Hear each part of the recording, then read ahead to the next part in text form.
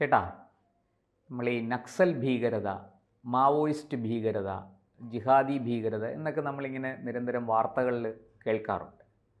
പക്ഷേ ഭരണകൂട ഭീകരത ആ വാക്ക് തന്നെ നമുക്ക് അത്ര പരിചിതമല്ല.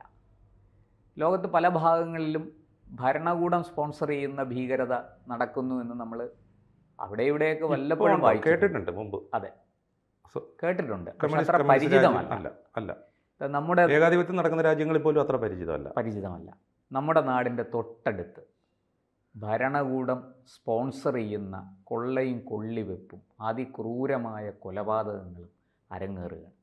ന്യൂനപക്ഷങ്ങളെ, ആ രാജ്യത്തെ ന്യൂനപക്ഷങ്ങളെ ഒന്നടങ്കം വേട്ടയാടുക അതിക്രൂരമായി. ബംഗ്ലാദേശിലെ കാര്യമാണ് ഞാൻ പറഞ്ഞു വരുന്നത്. എന്താണ് ചേട്ടാ ബംഗ്ലാദേശിൽ വാസ്തവത്തിൽ സംഭവിക്കുന്നത്? വളരെ സിമ്പിളായിട്ട് പറഞ്ഞാൽ, അവിടെ ഉള്ള ആൾക്കാരെ മുഴുവൻ, ന്യൂനപക്ഷങ്ങളെ മുഴുവൻ ഓടിക്കുക, അല്ലെങ്കിൽ മതം മാറ്റുക, ഇല്ലെങ്കിൽ കൊന്ന് തീർത്ത് കളയുക. സമ്പൂർണ്ണ ഇസ്ലാമിക രാജ്യം, അതാണ് അവരുടെ ഇപ്പോഴത്തെ പ്രധാനപ്പെട്ട ലക്ഷ്യം. പക്ഷേ അതിനകത്ത് ഒരു പ്രധാനപ്പെട്ട മറ്റൊരു വശവും കൂടിയുണ്ട്. അതിൽ കഴിഞ്ഞ ദിവസം ഒരു പ്രധാനപ്പെട്ട യൂട്യൂബറുടെ ഒരു വീഡിയോ വന്നു. ഷെയ്ഖ് മുജീബുർ റഹ്മാൻ്റെ പ്രതിമ തകർത്ത് തക്ബീർ മുഴക്കി, ബോലോ തക്ബീർ അല്ലാഹു അക്ബർ എന്ന് വിളിച്ച് വംഗബന്ധു അവരുടെ രാഷ്ട്രപിതാവിൻ്റെ പ്രതിമ ഈ ജമാഅത്തെ ഇസ്ലാമി കാവാലിയർ തല്ലി തകർക്കുന്ന ഒരു അതിഭീകരമായിട്ടുള്ളൊരു ദൃശ്യം പുറത്തു വന്നു. ഇതൊക്കെ കാണുമ്പോൾ സത്യത്തിൽ നമുക്ക് സങ്കടം മാത്രമല്ല, രോഷവും ഉണ്ടാകുന്നുണ്ട്. അതിനുള്ള ആ രോഷം ഇന്ത്യയിൽ അത് പ്രകടമാകുന്നുമുണ്ട്. ഇന്ത്യയിൽ തന്നെ പലരും പറഞ്ഞു തുടങ്ങിയിട്ടുണ്ട് ഇതിങ്ങനെ വിട്ടുകൊടുക്കാൻ പാടില്ല. അവിടെ ഇസ്കോൺ സന്യാസിയെ പിടിച്ച് ചിന്മോയ് കൃഷ്ണദാസ്, അദ്ദേഹത്തെ പിടിച്ചകത്തിട്ടു. അദ്ദേഹം ഇപ്പോൾ ജീവനോടെ ഉണ്ടോ ഇല്ലയോ എന്ന് പോലും ആർക്കും അറിയില്ല. അദ്ദേഹത്തിന് വേണ്ടി വാദിക്കാൻ പോയ വക്കീലിനെ അവർ കോടതിയുടെ മുന്നിലിട്ട് തല്ലിക്കൊന്നു. മറ്റൊരു വക്കീൽ വക്കാലത്ത് ഏറ്റെടുത്തു, അയാളെ ആക്രമിച്ചു. ചുരുക്കത്തിൽ അദ്ദേഹത്തിന് ഭക്ഷണം കൊണ്ടുപോയവരെ ആക്രമിക്കുന്നു. ചുരുക്കത്തിൽ അദ്ദേഹം ഇനി പുറത്തു വരരുത് എന്നിവർ പൂർണ്ണമായിട്ടും ആഗ്രഹിക്കുന്നു. വേറെ ഒരു 3-4 സന്യാസിമാരെ പിന്നീടും പിടിച്ചുകൊണ്ടുപോയി. അല്ല, ഇടയ്ക്കൊന്ന് ഞാൻ ചോദിച്ചോട്ടെ, ഈ പൊതുവേ വംഗജനത സമാധാന പ്രിയരെന്നാണ് നമ്മൾ കേട്ടിട്ടുള്ളത്. നമുക്കറിയുന്നതും ബംഗ്ലാദേശിനെ കുറിച്ചുള്ള നമ്മുടെ അറിവുകൾ അത് നമ്മളുമായിട്ട് വലിയ സഹകരണത്തിലാണ്. പൊതുവേ ലോക ജനതയുമായിട്ട് അവർ ആഗോളമായിട്ട് തന്നെ ഒരു വളരെ എന്താ പറയേണ്ടത്, ഒരു ദരിദ്ര രാഷ്ട്രമാണ് ബംഗ്ലാദേശ് എന്നുള്ളത് എല്ലാവർക്കും അറിയാം. തുണി വ്യവസായം, തുണി അവിടുന്ന് കയറ്റുമതി ചെയ്യുന്നതാണ് അവരുടെ പ്രധാന വരുമാന മാർഗം. അവർക്ക് വലിയ തോതിൽ നമ്മളെ ആശ്രയിച്ചാണ് അവർ ജീവിച്ചിരുന്നത്. അപ്പോൾ അങ്ങനെയുള്ള ഈ ബംഗ്ലാദേശ്, നമ്മളുമായിട്ട് വളരെ രമ്യതയിലും സ്നേഹത്തിലും കഴിഞ്ഞിരുന്ന ബംഗ്ലാദേശ് എങ്ങനെ ഈ ഗതി വന്നു? ഇതാണ് എല്ലാവരെയും അത്ഭുതപ്പെടുന്നത്. നമ്മൾ റോഡ്, റെയില് ഒക്കെ അവർക്ക് വേണ്ടി നിർമ്മിച്ചു കൊടുത്തു, തുറമുഖം നിർമ്മിച്ചു കൊടുത്തു. ഇതൊന്നും നിർമ്മിച്ചു കൊടുത്താൽ നമ്മൾ അവരോട് എന്താ പറയുക, എന്തെങ്കിലും തിരിച്ചു കിട്ടുമെന്ന് പ്രതീക്ഷിച്ചിട്ടല്ല. നമ്മൾ നമ്മുടെ അയൽവക്ക സ്നേഹം, ഇന്ത്യ ഫസ്റ്റ്, പിന്നെ നമ്മുടെ നെയ്ബേഴ്സ് ഫസ്റ്റ്, സെക്കൻഡ്, അതാണ് നമ്മുടെ. പണ്ട് വാജ്പേയിയും പറഞ്ഞല്ലോ, അകലെ കിടക്കുന്ന ബന്ധുവിനേക്കാൾ അടുത്ത് കിടക്കുന്ന ശത്രുവാണ് നമുക്ക് ഉപകാരപ്പെടുക എന്ന്. അവിടെ മാറി മാറി ആരൊക്കെ ഭരണത്തിൽ വന്നിട്ടുണ്ടെങ്കിൽ അവരെല്ലാം ഇന്ത്യയുമായിട്ട് നന്നായിട്ട് സ്നേഹിച്ച് സഹകരിച്ചും പോയിരുന്നു. നമ്മൾ തുറന്നു കിടക്കുന്ന ഒരു ബോർഡറാണ് പല സ്ഥലങ്ങളിലും, അങ്ങോട്ടും ഇങ്ങോട്ടും പോകാം. ആർക്ക് വേണമെങ്കിൽ പോകാമെന്ന് മാത്രമല്ല, കേരളത്തിൽ 35 ലക്ഷത്തോളം ബംഗാളികളും ഒഡീഷക്കാരും ഒക്കെ അസമികളൊക്കെ ജോലി ചെയ്യുന്നുണ്ടെന്നാണ് പറഞ്ഞത്. അതിൽ ബഹുഭൂരിപക്ഷം ആൾക്കാരും ബംഗ്ലാദേശിൽ നിന്ന് വന്നവരാണ്. അത് പരസ്യമായ ഒരു രഹസ്യമാണ്, എല്ലാവർക്കും അറിയാവുന്നതാണ്. അപ്പോൾ ബംഗ്ലാദേശിൽ നിന്ന് ആൾക്കാർ ഇങ്ങോട്ട് വരുന്നു. ആ ഒരു പശ്ചാത്തലത്തിൽ മറ്റൊന്ന് ആലോചിക്കണം. റോഹിംഗ്യൻ ആൾക്കാർക്ക് പോലും ബംഗ്ലാദേശിൻ്റെ ഈ അതിർത്തി കടന്ന് ഇന്ത്യയിൽ വന്ന് അവിടെ നിന്ന് ട്രെയിൻ കയറി ഇങ്ങേയറ്റത്ത് കേരളത്തിൽ വന്ന് ഒളിച്ച് താമസിക്കുകയോ പരസ്യമായിട്ട് താമസിക്കുകയോ ജോലിയെടുക്കുകയോ ഒക്കെ ചെയ്യാമെങ്കിൽ കഴിഞ്ഞ ദിവസം അവിടെ 50ഓളം ഇസ്കോൺ സന്യാസിമാരെ ബംഗ്ലാദേശി പട്ടാളം അതിർത്തിയിൽ തടഞ്ഞു വെച്ചു, ഇന്ത്യയിലേക്ക് രക്ഷപ്പെടാതിരിക്കാൻ. അവർ ജീവനും കൊണ്ട് ഇന്ത്യയിലേക്ക് അവരെ പുറത്തു വന്നത് അവർ എന്തോ ഒരു ചടങ്ങിൽ പങ്കെടുക്കാൻ വേണ്ടി വരണമെന്നാണ് പറഞ്ഞത്. അവർക്ക് വിസ ഇല്ല. പക്ഷെ ഒരുപക്ഷെ അവർ അതായിരിക്കില്ല, വിസയൊക്കെ അവർക്ക് അനുവദിച്ചിരുന്നു. പക്ഷേ ഈ സ്പെഷ്യൽ പെർമിഷൻ അവർക്ക് പ്രത്യേക അനുമതി അവർക്ക് കൊടുത്തില്ല എന്നുള്ളതാണ്. ഒരുപക്ഷെ ഇവരവിടെ നിന്ന് നാട് വിട്ട് പോകാനായിരിക്കാം ഒരുപക്ഷെ ഉദ്ദേശിച്ചിട്ടുണ്ടാവുക എന്നും നമ്മൾ കരുതണം. കാരണം അത്രത്തോളം ഭീകരമായ അവസ്ഥയാണ് അവിടെ ഉള്ളത്. ഒരുപക്ഷെ ഇപ്പുറം കടന്നു കഴിഞ്ഞാൽ ജീവനെങ്കിലും രക്ഷപ്പെടുമല്ലോ എന്ന് ഒരുപക്ഷെ അവർ ചിന്തിച്ചിട്ടുണ്ടാവും. എൻ്റെ പ്രധാനപ്പെട്ട സംശയം അതല്ല. ഈ സന്യാസിമാരെ തടഞ്ഞു വയ്ക്കാൻ അവിടെ സംവിധാനമുണ്ട്. പക്ഷേ ഈ റോഹിംഗ്യകളും ബംഗ്ലാദേശികളും ഇന്ത്യയിലേക്ക് കടക്കുന്നതിനെ നിർബാധം അവിടുത്തെ അതിർത്തിയിൽ നിൽക്കുന്ന ബംഗ്ലാദേശി പട്ടാളക്കാർ അതിന് വേണ്ടുന്ന സൗകര്യങ്ങൾ ചെയ്തു കൊടുക്കുകയാണ്. അപ്പോൾ അവരുടെ ഉദ്ദേശ ലക്ഷ്യം വേറെയും കൂടി ഉണ്ട് അതിനകത്ത് നമ്മൾ മനസ്സിലാക്കണ്ടേ. ഇന്ത്യയിലേക്ക് പരമാവധി ആൾക്കാരെ കടത്തിവിടുക, പക്ഷേ ജീവനും കൊണ്ട് ഓടുന്ന ആൾക്കാരെ തടഞ്ഞു വയ്ക്കുക. അപ്പോൾ ഈ റോഹിംഗ്യകൾ പ്രധാനമായും വരുന്നത് ബംഗ്ലാദേശിൽ കടന്ന് ബംഗ്ലാദേശ് വഴിയാണ് ഇന്ത്യയിലേക്ക് വരുന്നത്. ഈ ഭരണകൂട ഭീകരത എന്ന് ആദ്യം പറഞ്ഞില്ലേ, ഈ ഭരണകൂട ഭീകരത എന്ന് പറയാൻ ഇപ്പോൾ അവിടെ ഒരു ഭരണകൂടം ശരിക്കും ഉണ്ടോ ഇല്ലയോ എന്നുള്ളതിനെ പറ്റിയൊന്നും ലോകത്തിന് വലിയ ബോധ്യമൊന്നുമില്ല. അവിടെ എന്തോ ഒരു നോബൽ സമ്മാനമൊക്കെ കിട്ടിയ ഒരു മുഹമ്മദ് യൂനസ് എന്ന് പറഞ്ഞൊരു മനുഷ്യനെയാണ് അവിടെ പിടിച്ച് അവിടെ ഇരുത്തിയിരിക്കുന്നത് അഡ്വൈസറായിട്ട്. അയാൾ എന്താ ചെയ്യുന്നതെന്നൊന്നും നമുക്കറിയില്ല. ആ മനുഷ്യൻ പറയുന്നത് ഇവിടുന്ന് അഭയം തേടി വന്ന ഷെയ്ഖ് ഹസീനെ ഇപ്പോൾ അങ്ങോട്ട് വിട്ടുകൊടുക്കണമെന്നാണ്. മുജീബുർ റഹ്മാൻ്റെ പ്രതിമയെ തല്ലിപ്പൊട്ടിച്ച് തക്ബീർ വിളിക്കാമെങ്കിൽ ഷെയ്ഖ് ഹസീനെ അവരുടെ കയ്യിൽ കിട്ടിയാലുണ്ടാവുന്ന അവസ്ഥ നമുക്ക് ആലോചിക്കാവുന്നതല്ലേ ഉള്ളൂ. നമ്മളെ നമുക്ക് അതിൻ്റെ ഒരു ഭീകരാവസ്ഥ. ഇനി അതിനപ്പുറത്തെ ഒരു പ്രധാനപ്പെട്ട പ്രശ്നമുണ്ട്. ബംഗ്ലാദേശിൽ നിന്ന് വരുന്ന ഏത് അഭയാർത്ഥിക്കും 2 കൈ നീട്ടി സ്വാഗതം എന്ന് പറഞ്ഞ ഒരാൾ നമ്മുടെ നാട്ടിൽ ഒരു മുഖ്യമന്ത്രിയുണ്ട്.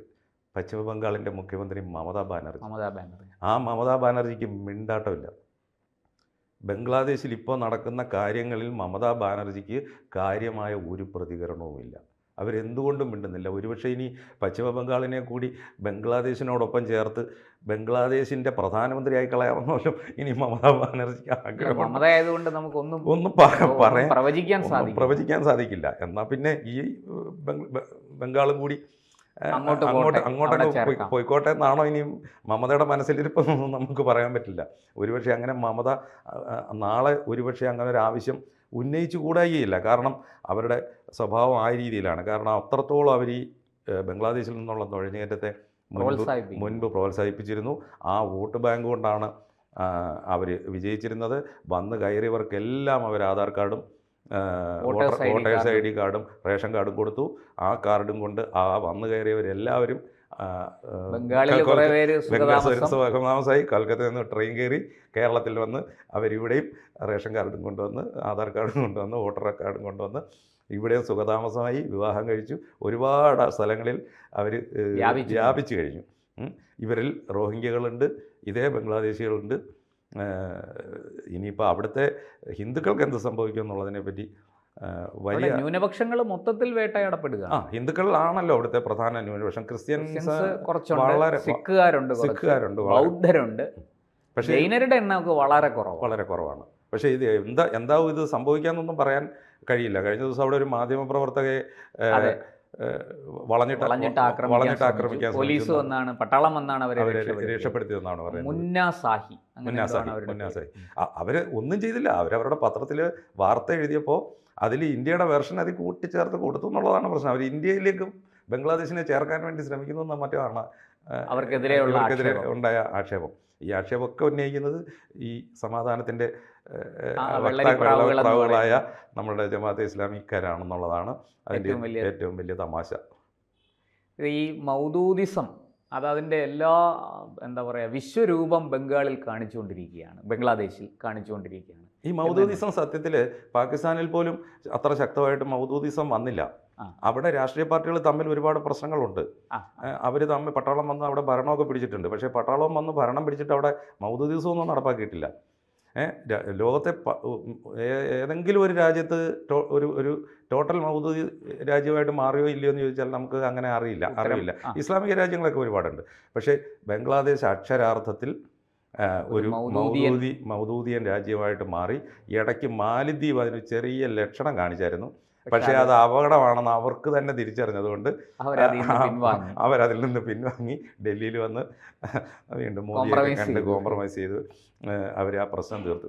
പക്ഷേ ഇന്ത്യ ഇടപെട്ട് അധികം വൈകാതെ തന്നെ ഇടപെട്ട് ബംഗ്ലാദേശിലെ പ്രശ്നം പരിഹരിക്കുമായിരിക്കും. കാരണം ഈ പ്രശ്നം നമ്മുടെ അതിർത്തി കടന്ന് ഇങ്ങോട്ട് വ്യാപിക്കാനുള്ള ഒരു സാധ്യതയിലേക്ക് കാണുന്നുണ്ട്. കാരണം കഴിഞ്ഞ ദിവസം നമ്മുടെ അതിർത്തി പ്രദേശത്തുള്ള ചില വാഹനങ്ങൾ ആക്രമിക്കുക, അതിർത്തി പ്രദേശത്തുകൂടി യാത്ര ചെയ്യുന്ന ആൾക്കാരെ അപ്പുറത്ത് നിന്ന് ഉപദ്രവിക്കുക തുടങ്ങിയിട്ടുള്ള ചില ലക്ഷണങ്ങളൊക്കെ കണ്ടു തുടങ്ങി. ബംഗ്ലാദേശിൽ നമ്മൾ മനസ്സിലാക്കുന്നത് ശരിയാണെങ്കിൽ സമാധാന പ്രേമികളായ ഒരുപാട് ആൾക്കാരുള്ള ഒരു നാടാണ് ബംഗ്ലാദേശ്. ഒരു വലിയ വളരെ അവരങ്ങനെ വലിയ 72-ന് ശേഷമുള്ള ചരിത്രം നമുക്ക് വ്യക്തമാണല്ലോ. അവരങ്ങനെ വലിയ എന്താ പറയണ്ടേ, ലോകത്തിന് വലിയ നാശമോ ബുദ്ധിമുട്ടോ ഒന്നും ഉണ്ടാക്കാതെ വളരെ ഒതുങ്ങി ജീവിച്ചു പോകുന്നവരാണ്. ഇപ്പോൾ ക്രിക്കറ്റിൽ അവർ വലിയ രീതിയിൽ മുന്നേറി വന്നു, പല മത്സരങ്ങളിലും അവർ വിജയിക്കുന്നു, ഇതൊക്കെ ഉണ്ട്. അടുത്തിടെ സാമ്പത്തികമായിട്ട് അതെ, വലിയ കുഴപ്പമില്ലാതെ അഡ്ജസ്റ്റ് ചെയ്ത് ഇപ്പോൾ ഈ പറയുന്ന ജമാഅത്ത് ഇസ്ലാമിയുടെ ഇടപെടൽ, വിദ്യാർത്ഥി പ്രക്ഷോഭം, അതൊക്കെ സത്യത്തിലൊരു നമുക്ക് വലിയൊരു പാഠമാണ്. വാസ്തവത്തിൽ അത് കാണുമ്പോൾ നമുക്ക് തോന്നുന്നത് സിമിയെ നിരോധിച്ചത് നന്നായി എന്ന് പോലും തോന്നുന്നുണ്ട്. നമ്മൾ നിഷ്പക്ഷമായിട്ട് ഒരു സംഘടനയെ നിരോധിക്കുന്നത് ശരിയാണോ എന്നൊക്കെ ചോദിക്കുന്നവർക്ക് പോലും ഇപ്പോൾ അങ്ങനൊരു നിലപാടുണ്ട്. വാസ്തവത്തിൽ ഇത് കാണുമ്പോൾ സിമിയെ നിരോധിച്ചത് നന്നായി ഒരു കണക്കിന് എന്ന്. ഇല്ലായിരുന്നുണ്ടെങ്കിൽ ഇതൊരു പക്ഷേ ഇന്ത്യയിലെ പല സംസ്ഥാനങ്ങളിലും ഇതേ രീതിയിൽ തന്നെ, കേരളത്തിൽ പ്രത്യേകിച്ചും പശ്ചിമ ബംഗാളിൽ പ്രത്യേകിച്ചും ഇപ്പോൾ പശ്ചിമ ബംഗാളിൻ്റെ ഉള്ളിൽ തന്നെ ചില പ്രശ്നങ്ങൾ ഈ ബംഗ്ലാദേശുമായി ബന്ധപ്പെട്ട് ചില സംഘടനകൾ ഉയർത്തിക്കൊണ്ട് വരുന്നുണ്ടെന്നാണ് പൊതുവെ ദേശീയ മാധ്യമങ്ങളൊക്കെ റിപ്പോർട്ട് ചെയ്യുന്നത്. അങ്ങനെയാണ്. കാരണം ചില വിധ്വംസക ശക്തികൾ അവിടെ ബംഗ്ലാദേശിന് വേണ്ടി ബാധിക്കുന്ന രീതിയിലേക്കൊക്കെ ചെറിയതായിട്ട് തലപൊക്കിയതായിട്ട് കാണുന്നുണ്ട്. പക്ഷേ അതേ ദിവസം ഇത് കേന്ദ്ര സർക്കാർ ഇത് മുന്നോട്ട് കൊണ്ടുപോകാൻ സാധ്യതയില്ല. കാരണം ഇന്ത്യക്ക് എന്തായാലും ഇതിൽ ഇടപെട്ടേ മതിയാവുള്ളൂ. കാരണം നമ്മുടെയും കൂടി ആഭ്യന്തര സുരക്ഷയും അതിർത്തി സുരക്ഷയും ബാധിക്കുന്ന ഒരു പ്രശ്നമായതുകൊണ്ട് അത് എവിടെ വരെ പോകും എന്നത് നമുക്ക് കുറച്ച് ദിവസം കൂടെ കാത്തിരിക്കേണ്ടി വരും. കാരണം ഒരു രാജ്യത്തിൻ്റെ ഉള്ളിൽ നടക്കുന്ന ആഭ്യന്തര പ്രശ്നങ്ങളാണ്. ആ പ്രശ്നങ്ങളിൽ പെട്ടെന്ന് തൊട്ടടുത്ത ഒരു അയൽരാജ്യമാണെങ്കിലും നമുക്ക് ഇടപെടുന്നതിന് പരിമിതിയുണ്ട്. പക്ഷേ പണ്ട് നമ്മൾ ഇതുപോലെ ഇടപെട്ട് തന്നെയാണ് ഇങ്ങനെ ഒരു രാജ്യം ഉണ്ടാക്കി നമ്മൾ അവർക്ക് വേണ്ടി അവരെ സഹായിച്ചൊരു പുതിയ രാജ്യം ഉണ്ടാക്കി തന്നെ നമ്മൾ ഇന്ദിരാഗാന്ധി കൊടുത്തത്. നമ്മൾ അന്ന് ഇടപെട്ടതാണ്. പക്ഷേ അത് പരമാവധി ക്ഷമയുടെ നെല്ലിപ്പല കണ്ട് ഗതി കേട്ടതിന് ശേഷമാണ് നമ്മൾ ഇടപെട്ടത്. ഒരുപക്ഷെ ഇപ്രാവശ്യം അത്രത്തോളം കാത്തിരിക്കാൻ സാധ്യത കുറവാണെന്ന് തോന്നുന്നു. നമുക്ക് എന്തായാലും കാത്തിരിക്കാം. ബംഗ്ലാദേശിൽ എന്ത് സംഭവിക്കുമെന്ന്, അതിർത്തിയിൽ എന്താ സംഭവിക്കുന്നതെന്ന് നമുക്ക് കാത്തിരിക്കാം.